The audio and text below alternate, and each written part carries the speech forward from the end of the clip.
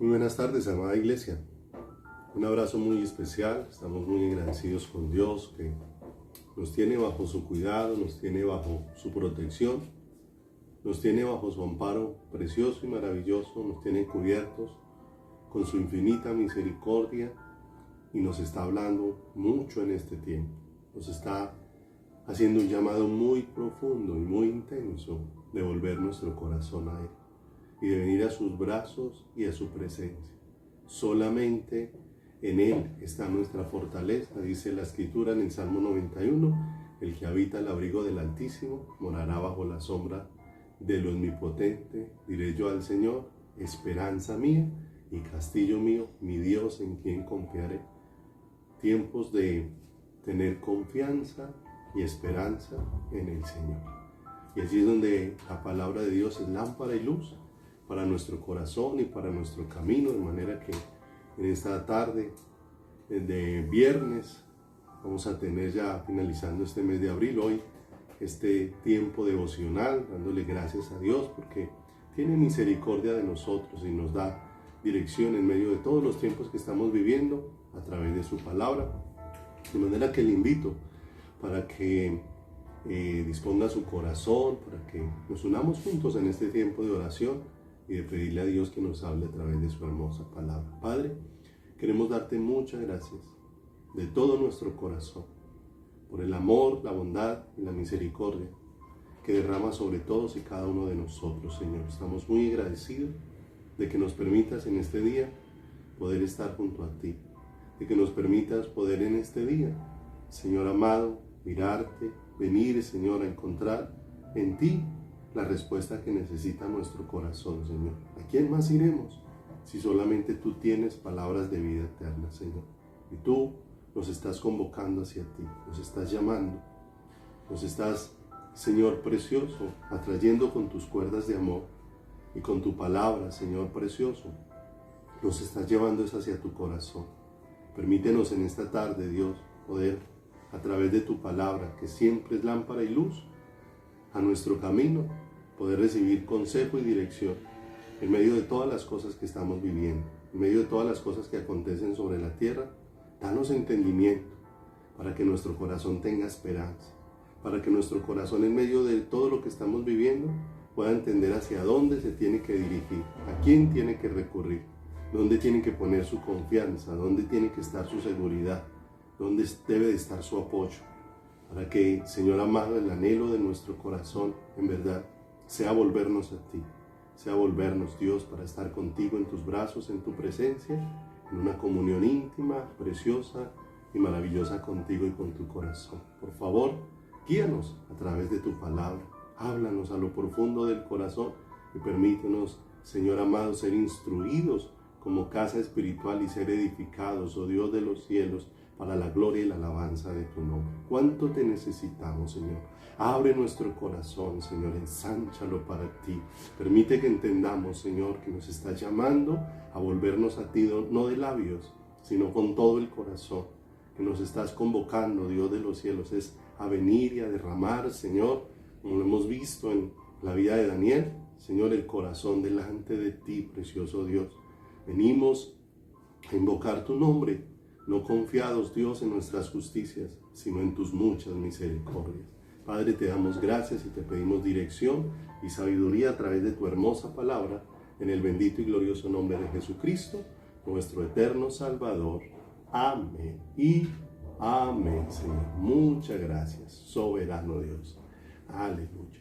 Amados, siempre la dirección que necesita nuestra vida en todo tiempo es en las manos de Dios. Dios es el que nos puede dirigir, Dios es el que nos puede hablar.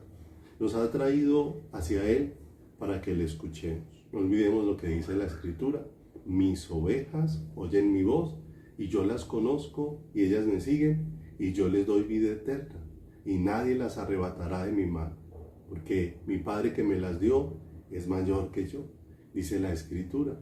Y qué hermoso que podemos tener una gran esperanza, pero necesitamos oír al Señor y necesitamos como pueblo de Dios escuchar lo que el Señor está hablándonos primeramente a su pueblo, primeramente a su iglesia. No olvidemos que cuando hay justos juicios de Dios sobre la tierra, los moradores aprenden justicia.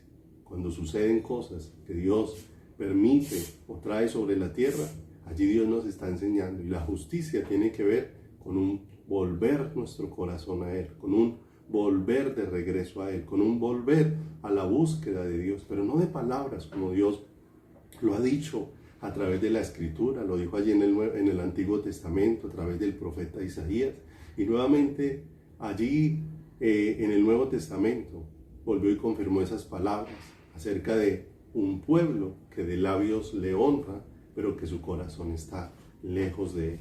Dios no quiere alabanzas de labios, Dios no quiere proclamas de palabras, Dios quiere es corazones rendidos, y allí es hacia donde Dios nos está llevando. Y el conocimiento de Dios no nos lleva, como lo hemos aprendido y Dios nos lo ha venido hablando, a estar bien informados acerca de quién es Dios, sino nos lleva, el conocimiento de Dios nos lleva a estar postrados, humillados, rendidos delante de Dios por causa de su amor, por causa de la manera en que Él nos ha amado. Y como estamos viviendo estos tiempos difíciles, ¿dónde encontraremos la respuesta? ¿Dónde encontraremos la dirección en medio de todos estos tiempos difíciles? En las manos del Señor. ¿Dónde está nuestra esperanza? No olvidemos que la palabra de Dios habla de manera muy clara ahí en el libro de Timoteo, cuando el Señor, a través del apóstol Pablo, le habla a Timoteo, dice ahí en 1 Timoteo 1:1, Pablo, apóstol de Jesucristo por mandato de Dios nuestro Salvador y del Señor Jesucristo nuestra esperanza. ¿Dónde está nuestra esperanza? Nuestra esperanza, no olvidemos, que no está en las circunstancias, está en una persona, la gloriosa persona del Señor Jesucristo, a través de quien el Dios el Padre nos ha decidido manifestar su conocimiento, nos ha manifestado su amor, y por medio de Cristo es que nos ha otorgado de su Espíritu en cada una de nuestras vidas, como Cristo dijo que era necesario que Él se fuera para que viniera el Consolador, y Él nos ha dado de su Espíritu, y es por su Espíritu que nosotros podemos estar buscándole en este día, que podamos estar en medio de las circunstancias actuales, corriendo a sus brazos y a su presencia.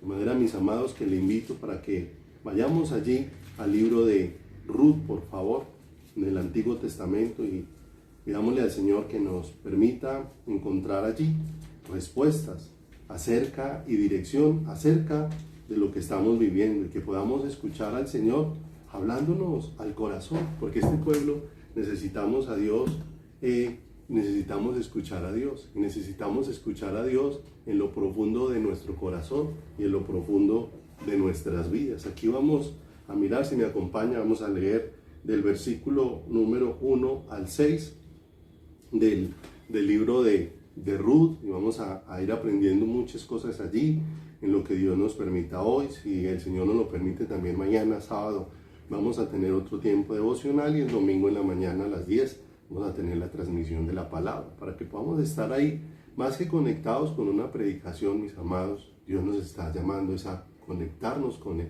Necesitamos escuchar el llamado que Dios nos está haciendo, lo que Dios nos está hablando en este tiempo, en medio de todas estas situaciones.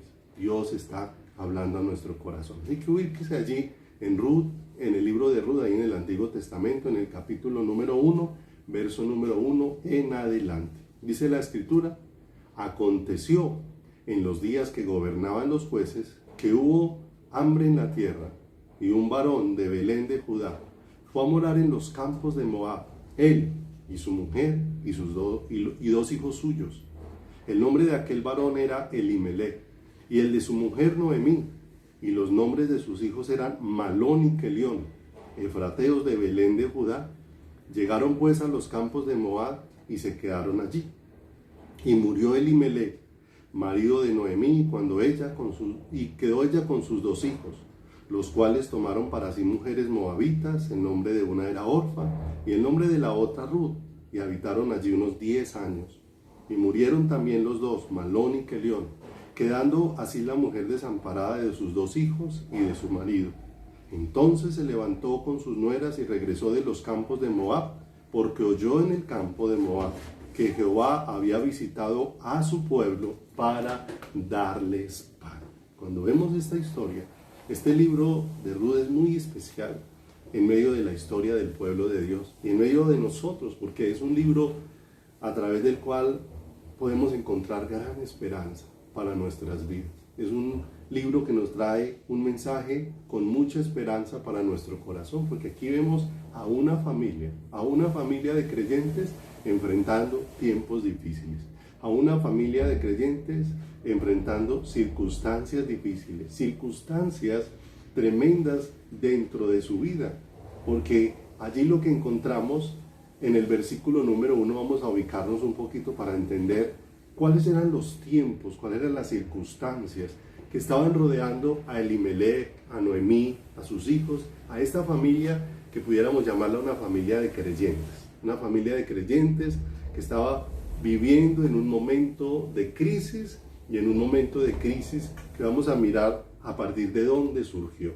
Vamos a mirar en qué contexto se estaba dando toda la historia de ellos, en qué contexto se dio todo esto, donde dice el versículo número 1. Vaya allí por favor, Ruth, capítulo 1, verso 1. Aconteció en los días que gobernaban los jueces. Entonces nos damos cuenta de una manera muy especial que este libro de Ruth es contemporáneo con el libro de los jueces. Y con el libro de los jueces, y vamos a encontrar que el libro de los jueces o la época de los jueces, ¿por qué se caracterizaba?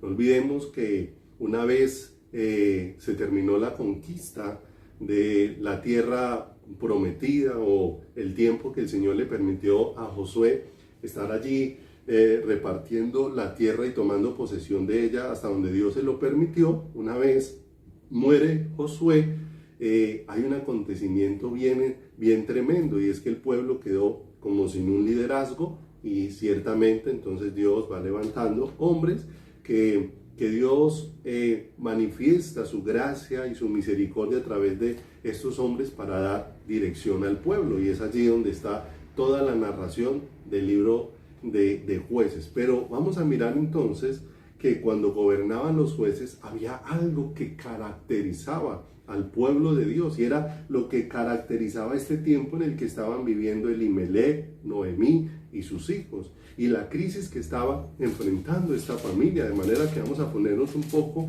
en ese contexto. Si volvemos ahí al libro de jueces, por favor, en el capítulo número 1, si nos ubicamos desde el verso número 11 en adelante, nos vamos a dar cuenta que toda esta época del libro de jueces se caracteriza no precisamente porque el pueblo tenga su corazón rendido a Dios, o porque su pueblo esté en una búsqueda, o el pueblo esté en una búsqueda constante y permanente del Señor, en una entrega verdadera y genuina de su corazón al Señor. No, encontramos una y otra vez en el libro de jueces es la inclinación del corazón del hombre a hacer lo malo, a vivir sin Dios sobre su vida, a vivir sin tener en cuenta a Dios. Encontramos una y otra vez. Si ubica ahí en jueces, en el capítulo 2, verso 11, dice: después los hijos de Israel hicieron lo malo ante los ojos de Jehová. Y una y otra vez vamos a encontrar repetidamente esta frase. Ahí en el capítulo número 3, verso 7 dice: hicieron pues los hijos de Israel lo malo ante los ojos de Jehová. En el 3:12 dice: volvieron los hijos de Israel a hacer lo malo ante los ojos de Jehová. En el capítulo 4, verso 1 dice: después de la muerte de Ahot, los hijos de Israel volvieron a hacer lo malo ante los ojos de Jehová. En el capítulo número 6, verso 1, los hijos de Israel hicieron lo malo ante los ojos de Jehová. Y podemos seguir buscando más versículos que nos van evidenciando y nos van mostrando esta condición que había en el corazón del hombre. No precisamente era un pueblo rendido a los pies de Cristo, o sea, a los pies de su Creador, a los pies de su Señor, sino que vemos es todo lo contrario, un pueblo cuyo corazón estaba rendido a muchas cosas y no al Señor, cuyo corazón estaba rendido a muchos aspectos y no hacia el Señor. Por eso encontramos esta frase tan repetida: y los hijos de Israel volvieron a hacer lo malo ante los ojos del Señor. Esta semana, en alguna publicación que hizo un hermano llamado Harley Vanegas, encontré algo allí que me llamó mucho la atención y fue muy bonito, de lo cual estaba aprendiendo allí con lo que este varón compartió, porque decía que todo lo que estamos viviendo hoy evidencia la necesidad de Jesús como gobernante en el corazón de cada persona. Todo lo que estamos viviendo con la pandemia, todo lo que estamos viviendo con todo esto de los paros, con todo esto de la violencia, con todo esto de todos estos saqueos, bueno, de todos estos daños que se están haciendo, todo esto evidencia necesariamente es la necesidad de Jesús como gobernante en el corazón humano. Y lo vamos a ver allí en el libro de Jueces una y otra vez, amados, porque pudiésemos nosotros tener mejores gobernantes. Pero aunque pudiéramos tener mejores gobernantes y pudiéramos tener mejores condiciones económicas y pudiésemos, amados, poder tener mejores condiciones sociales, todas estas cosas, amados, los mejores gobernantes, la mejor economía y la mejor condición social no puede cambiar el corazón del hombre, no puede cambiar la naturaleza del hombre, no puede cambiar la condición que hay dentro de él, no puede cambiar el estado en el que se encuentra el corazón humano. Muchas veces lo que nos ha servido es que esos buenos momentos económicos y sociales han servido es como una fachada detrás de la cual escondemos lo que la palabra de Dios ha dicho, que el corazón del hombre es engañoso y perverso más que todas las cosas, y muchas veces los buenos momentos lo que han hecho es que nos escondamos es detrás de una fachada, pero cuando aparecen los momentos de crisis, entonces empieza a evidenciarse todo lo que realmente hay dentro del corazón, todo lo que realmente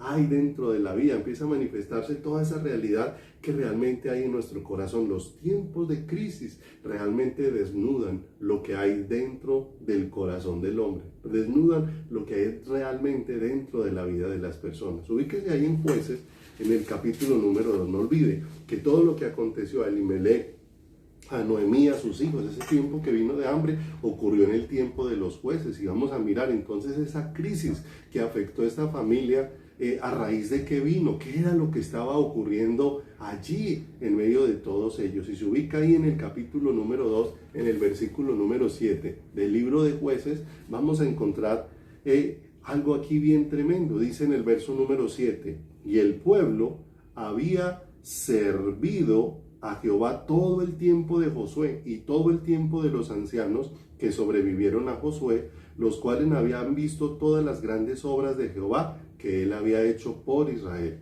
Pero murió Josué hijo de Nun, siervo de Jehová, siendo de 110 años, y lo sepultaron en su heredad en Tinam-Sera, en el monte de Efraín, al norte del monte de Gaas. Y toda aquella generación también fue reunida a sus padres. Y mira lo tremendo. Y se levantó después de ellos otra generación que no conocía a Jehová ni la obra que él había hecho por Israel. Mire lo tremendo. Nosotros estamos viviendo un tiempo similar al tiempo de los jueces. ¿Será que nosotros estamos viviendo o enfrentando al presente algo similar a lo que ocurrió aquí en esa transición entre la muerte de la generación de Josué y el aparecimiento de una nueva generación? De una nueva generación que se levantó y estaba caracterizada, como dice el verso número 10, una generación que no conocía al Señor, una generación que no conocía a Dios. ¿Y será que nosotros nos estamos enfrentando ahora al surgimiento de una generación que está en estas condiciones? Porque hoy vemos que las estadísticas nos pueden decir que hay mucha gente hoy en día asistiendo a las congregaciones, pero una cosa es gente asistiendo a congregaciones y la otra es la gente realmente volviéndose al Señor. Muchos hoy en día se han vuelto al Señor tras el mensaje de que vengamos al Señor para que tengamos la bendición, que vengamos al Señor para que Él nos dé absolutamente todo lo que querramos alcanzar. Y nos damos cuenta que muchas veces, tras lo que llamamos bendición, muchas veces se ha pervertido nuestro corazón. Y por caminar detrás de eso que llamamos bendición, que realmente la Biblia, lo hemos compartido en otras ocasiones, lo llama esa la añadidura, que no es en aquello en lo que debe estar centrado nuestro corazón, sino en quién es Dios, como dice la Escritura, más buscar primeramente el reino de Dios y todas las demás cosas os serán ¿qué? añadidas. Entonces nos damos cuenta que hoy muchas veces la gente está viniendo tras la bendición, tras la añadidura, pero no tras el Señor. Y muchas veces nos pasa lo del joven rico que lo estudiamos hace poco, que necesariamente por estar tras la añadidura, finalmente despreció el poder seguir al Señor dentro de su corazón. Despreció el poder seguir al Señor dentro de su vida. Tantas veces nos alejamos del Señor por estar tras la añadidura y tantas veces por poner la confianza en la añadidura es que terminamos teniendo un gran desprecio al señorío de Dios en nuestras vidas y al señorío de Dios en nuestro corazón. Aquí dice que hubo un cambio de generación. La generación de Josué murió. La generación de Josué fue pasando, pero ocurrió algo. Esa generación que fue pasando de Josué no transmitió a la nueva generación quién es Dios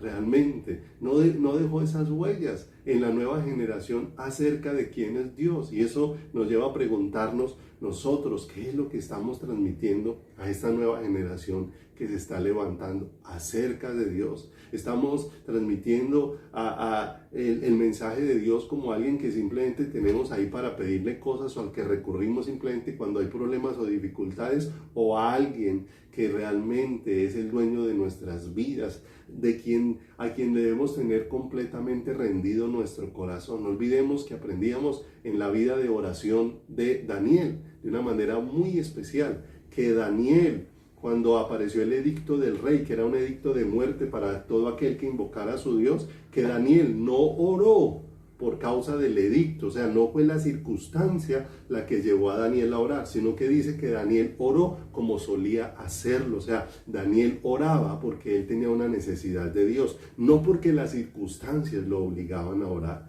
Amados, Dios nos está llamando a tener es una relación íntima con Él, una relación personal con Él, y que lo que podamos transmitir a otros no es un deseo de buscar a Dios para obtener cosas, sino un deseo de buscar a Dios para tenerlo a Él como el tesoro, porque como dijo el salmista, en la medida que fue creciendo y recibiendo luz, porque todas las fuentes de mi corazón están en Él, porque todas las fuentes de mi corazón están en ti, están en ti, mi amado Señor, están en ti, mi amado Dios. Pero ¿en quién? ¿O qué es lo que nosotros estamos transmitiendo a la nueva generación? ¿Un anhelo de éxito? ¿Un anhelo por las cosas de este mundo?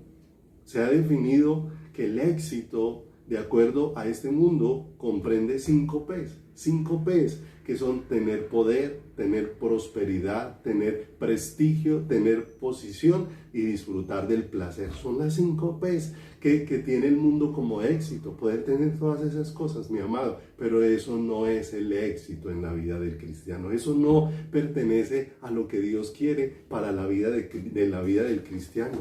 El éxito en la vida del cristiano es que sea Dios el que gobierne sobre su corazón, sea Dios el que gobierne su vida. No olvidemos que estamos mirando la historia de Ruth, cuando dice la escritura que en el tiempo de los jueces, como estábamos leyendo hace un momento ahí, y quiero que vuelva y lo lea ahí conmigo en el capítulo número 1, en el versículo número 1, aconteció en los días que gobernaban los jueces que hubo hambre en la tierra, y un varón de Belén de Judá fue a morar en los campos de Moab, él y su mujer y sus 2 hijos, y el nombre de aquel varón era Elimelech. Y me llama mucho la atención de que el nombre de aquel varón fuera Elimelech en el tiempo de los jueces, porque el nombre de Elimelech significa mi Dios es rey. Pero esto no puede ser meramente palabrería, o esto no puede ser meramente un hombre que tengamos, sino una realidad en la que podamos vivir como seres humanos delante del Señor.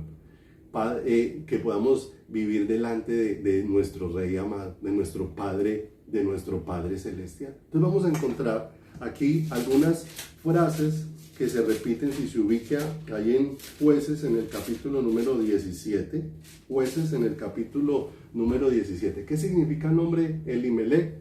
Mi Dios es rey, mi Dios es rey. Mira lo tremendo. Pero en la época de los jueces se daba una particularidad en el corazón humano. Mira lo que dice en el 17, número 6 del libro de Jueces. En aquellos días no había rey en Israel, y cada uno hacía lo que bien le parecía. O sea, ¿en medio de qué época estaban viviendo Elimelech, Noemí y sus hijos? En medio de una época donde el hombre no tenía el gobierno de Dios sobre su corazón, porque se había levantado una generación que no tenía conocimiento de Dios, que no tenía conocimiento de Dios. El tener el nombre de Dios o el tener palabras de Dios en nuestros labios no significa tener conocimiento de Dios, amados.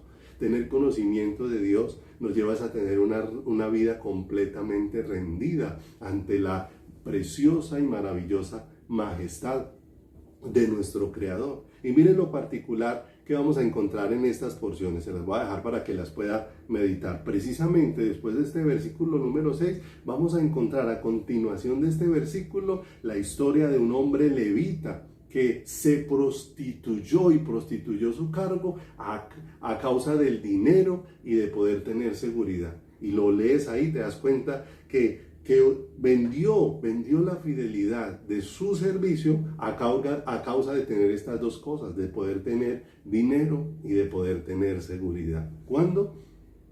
Cuando cada uno hacía lo que le parecía, porque no había rey sobre Israel. Si pasa ahí, por favor, al 18, número 1, nos vamos a encontrar con otro aspecto, donde dice, en aquellos días no había rey en Israel. Y en el 18.1, si lee de ahí en adelante todo el capítulo número 18, a causa de que no había rey, nos vamos a encontrar cómo estaban viviendo. Ya vemos que el sacerdote se prostituyó para poder tener dinero y para poder tener seguridad. Y ahora en el 18.1 vemos que en aquellos días no había rey en Israel, pero nos vamos a dar cuenta, todo ese capítulo número 18 nos narra o nos muestra cómo las tribus de Israel empezaron a atacarse unas a otras, teniendo toda clase de problemas entre ellas. O sea, vemos que a causa de no tener rey estaban llenos de conflictos en su corazón y en su vida. ¿Le suena eso algo parecido a lo que nosotros estamos viviendo en el presente? Si pasamos ahí al capítulo número 19, en el versículo número 1, mira lo que dice la escritura. En aquellos días no había rey en Israel. Hubo un levita que moraba como forastero en la parte más remota del monte de Efraín, el cual había tomado para sí mujer concubina de Belén de Judá. Toda esta historia, ¿dónde se está dando? En Belén. ¿Dónde estaban viviendo Elimelech, Noemí y su familia? En Belén. ¿En qué época estaban viviendo? En la época de los jueces. Y ya vemos que era una época caracterizada porque no tenían rey sobre sus vidas, porque no había gobierno de Dios dentro de sus corazones. Por eso se prostituía el sacerdocio, por eso vemos que las tribus se atacaban las unas a las otras y tenían toda clase de problemas. Y ahora en este 19 nuevamente repite la misma frase de que no había rey y habla de un sacerdote que tomó a una mujer, a una concubina como esposa suya. Y todo ese resto de versículo vamos a hablar de cómo la depravación humana se hace intensa, de cómo este hombre llegó con su mujer a determinado lugar y lo querían abusar. Y si pasa solamente por leer algún versículo ahí más adelante, en el verso 25, de lo que aconteció, de la depravación humana, de cómo la depravación de la condición humana nos muestra aquí hasta dónde llega la inmoralidad, hasta dónde llega el abuso del ser humano, de cómo tomaron a la mujer concubina de este hombre levita y la abusaron toda una noche los hombres, donde dice ahí en el versículo 25, mas aquellos hombres no le quisieron oír, por lo que tomando aquel hombre a su concubina la sacó y entraron a ella y abusaron de ella toda la noche hasta la mañana y la dejaron cuando juntaba el alba. Toda una noche los hombres abusando de una mujer, bien tremendo esto, parecido a la situación que vivimos hoy en día. Y si nosotros miramos que esos tiempos difíciles que estaba enfrentando Abimelech y su familia son tiempos parecidos a los que nosotros vivimos hoy en día, donde la gente vive realmente rechazando a Dios, donde cada uno vive haciendo lo que le parece, donde cada uno vive haciendo su parecer, donde cada uno vive haciendo pensamiento, donde cada uno vive haciendo conforme al deseo de su corazón. Y cuando cada uno vive de esta manera, mis amados, lo que empieza a reinar es la anarquía, la falta de autoridad, la falta de gobierno sobre el corazón. Lo que empieza a reinar en el corazón es la inmoralidad, la maldad, la depravación, la desobediencia. Y todo esto era lo que caracterizaba los tiempos en los que estaban viviendo Elimelech, en los que estaba viviendo Noemí y en los que estaba viviendo su familia.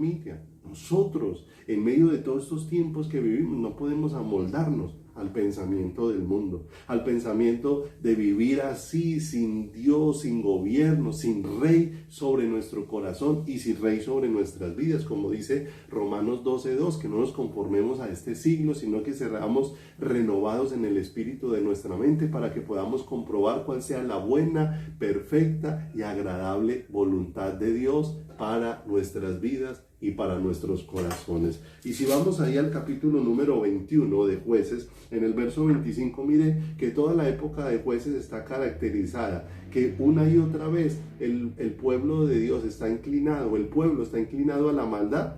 Y dice en el verso 25, cuando termina el capítulo, el libro de Jueces, antes de empezar el libro de Ruth, en estos días